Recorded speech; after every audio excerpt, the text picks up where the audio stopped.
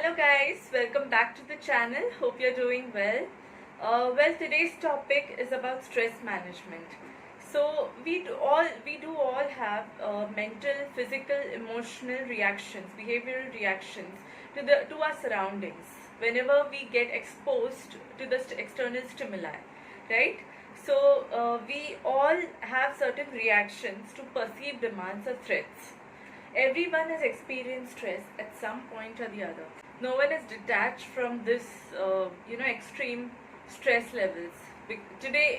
Most importantly, today, people are experiencing a lot of stress these days, and there are a lot of pressures, family pressures, performance pressures, study pressures, competition in business, etc., daily life pressures. So all these lead to stress at some or the other moment. So there are certain tips for stress management which I'm going to discuss with you guys. What are the general symptoms of stress you face, guys?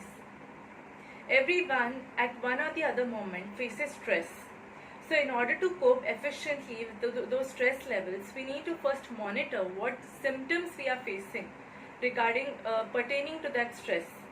So firstly, it may be in any form like forgetfulness, lack of concentration, procrastination levels, sleeping too much or very less, appetite loss or gain, then short-temperedness, you lose your temper, nail biting, unable to think clearly. These are some of the stress symptoms basically which you may face. So if you are facing some of these symptoms, then you need to take an action towards it. So that is basically you need to respond to the stress with a level of control, with more coping skills basically. So if they go out of your control, then it will be difficult for you to handle things and it will lead to your mental and physical breakdown. So you need to manage your stress well. That's the reason stress management comes into picture. Now there are two types of stress, guys. One is a positive stress, that is called as eustress, which keeps you excited, boosts your performance and keeps you aroused in order to work towards your goals. And second is distress, which is a negative influence of stress. We have already discussed that in my earlier session of stress. You can just go through the sessions, the video sessions, and there is a topic called stress. You can just go through it, what is eustress and what is distress. These two concepts are given by Hans Selye, as you know. So eustress basically helps our bodies and minds to prepare for difficult challenges in time for action, helps us perform at our best, and also adds flavor and gives us some challenge and excitement and opportunity to life. Without stress, life would become quite dull and not exciting, right? But if it leads to a negative influence, if stress levels go out of control, it will lead to distress, and the symptoms would be distrust, rejection. There would be negative symptoms, forgetfulness, as we discussed, and it will lead to distrust, rejection, anger, depression, etc. It may lead to any mental disorder as well, like depression, your anxiety disorders, your panic attacks, etc. This may lead to these major symptoms as well, major mental disorders as well. So it is very important for us to manage these stress levels so that they don't go beyond our control, and instead of we controlling them, they control our lives. This should not happen. So basically there are external influencers for stress and internal influences as well.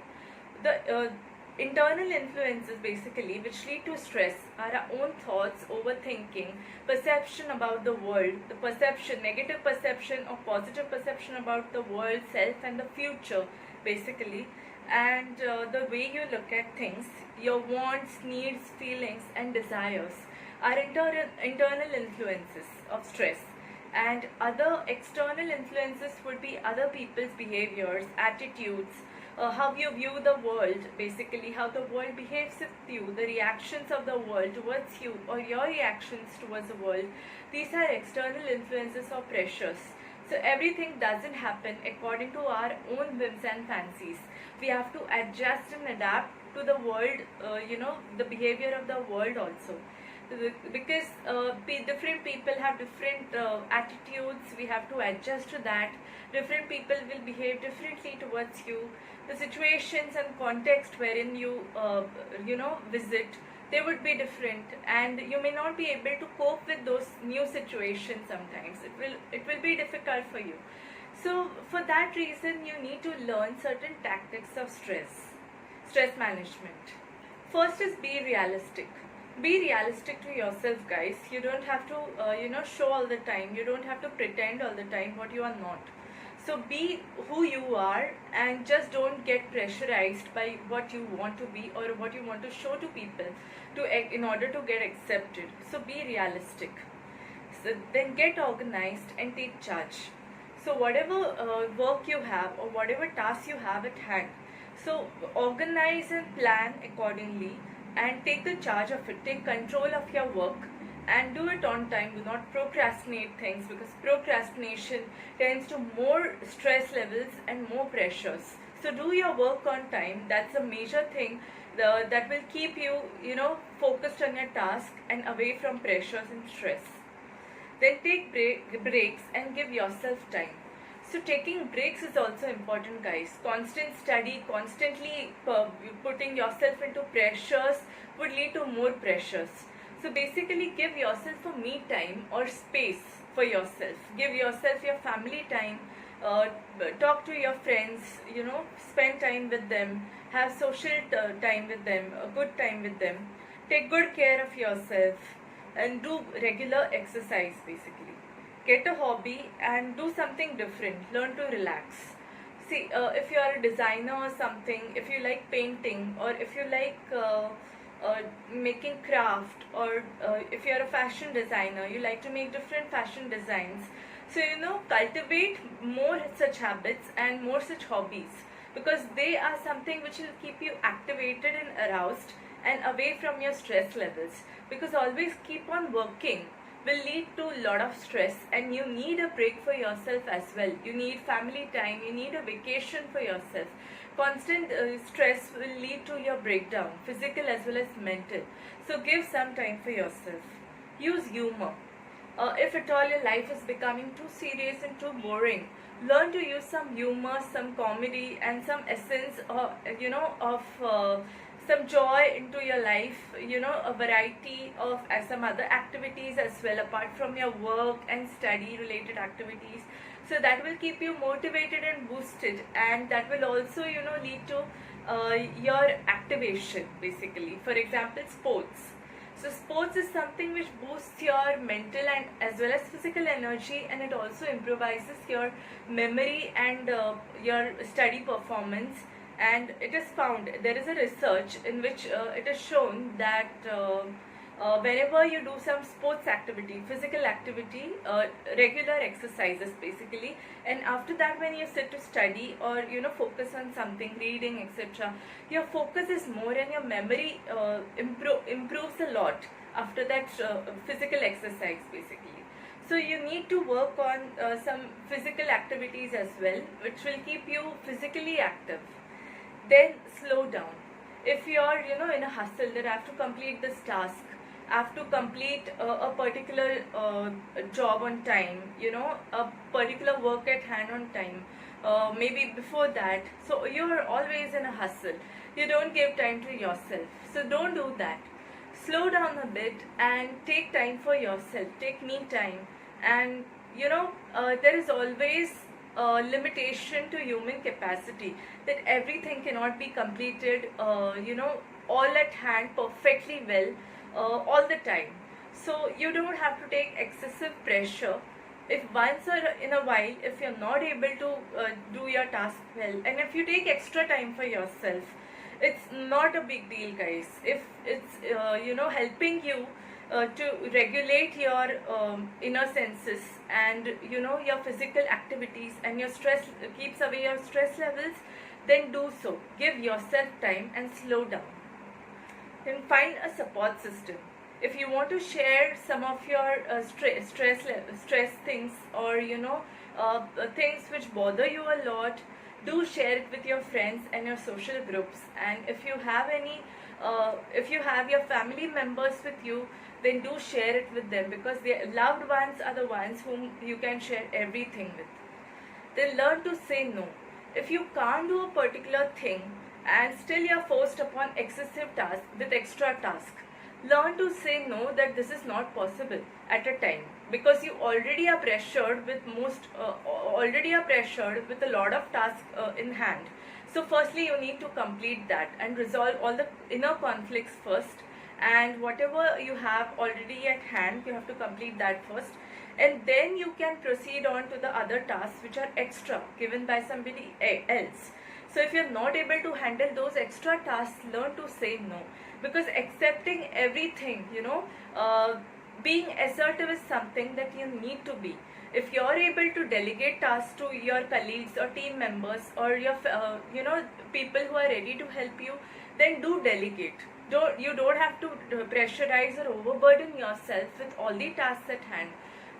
So it will reduce your pressure also and will not hinder the performance quality of the work also. So learn to say no. Take breaks and give yourself me time, and do meditate.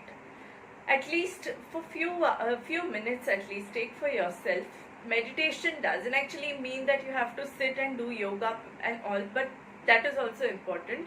But even if you don't have time for that, do at least have some time to relax yourself. Do at least sit, listen to some light music, have some coffee and some light music, read a good book if you like not heavy psychological book or something, but a very light quotes book or some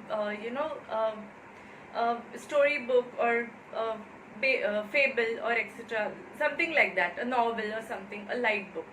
So you can take yourself that relaxation period. You can do breathing exercises if you want. That will also release your stress levels, and it will help you boost your performance and keep you focused. So these are basically the tips for stress management. When you learn your stress management, there are 4 A's basically. Firstly, learn to avoid what you can avoid. If that is not necessary and it gives you anxiety and stress, you can keep the thing out of your head and out of your life. Just do it for your own, for preserving your own self peace. Second is alter those things which you can, right? If you can change certain things in your life, like if you can replace certain things in your life, if you have a particular task at hand and you're not able to handle it and you want to change that, you can just tell your friend to do it, or if she or she is willing to do it, you can take the help of your friends, and the task can be handled thereon, and you don't have to take excessive pressure. And some things which, if you don't like to attend some seminars which are not necessary for you, you don't like to give yourself that much burden or pressure, so you don't have to do that. You can alter these some few things in order to keep yourself calm and not get anxious a lot. And sometimes the things which you cannot control, which you are compulsory, which are compulsory to do, you have to adapt to them. You have to adjust to them. You have to learn to adjust to them, because they are tend to happen, and you have to get well equipped to them. You cannot have to get accustomed to them. You cannot change those. So adjusting is the only option at that time. You have to increase your coping skills and potentials in order to face those challenges. So these challenges are inevitable. They will definitely come in your life at some point of time.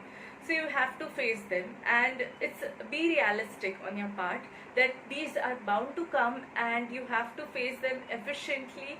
And in order to face them efficiently, you have to first work on your inner conflicts, your mental and physical basically the drawbacks, and then work on them, and then you can face those challenges with your coping abilities. Then comes accept. What you cannot change, you have to accept that. For example, your boss, your boss in the job, for example, you cannot change your boss as attitude. You have to accept that. You cannot change a boss. You cannot keep on changing jobs because of your boss, right? So you have to accept your boss attitude as it is, and accepting, basically acceptance is something in which you learn to put yourself in such in that position wherein you don't feel that stress anymore. You are well accustomed to that, and it becomes habituation. So make it a habit that yes, I have to accept this thing, this won't change. So this is a part of my life, and I can make it a point that I would cope it in an efficient way. That would be your approach, a positive one, and wherein you won't feel disheartened also, and you won't feel that I can't stand it. So you can stand it, and definitely you have to accept what comes across your ways. You cannot change it, and you should increase your coping skills basically for that. When you're stress free, your coping skills, you're better at coping the things around you, right? Your experiences that you face in your daily life. Then there is less anxiety. You don't become much pressurized or anxious. Then better quality of sleep, good appetite, then better general health, and good relationships, and more enjoyable life, more energy, and better concentration and social life. Basically, without stress, you would face these many changes basically. So that's the reason stress has to be there, but it has to be in a limited, very limited quantity, whatever is essential in order to perform your task well, right? So if it should not exceed its limit. So that's the reason stress management is very essential, guys. So hope you stay stress free and do your tasks and achieve all your goals without stress. Thank you so much.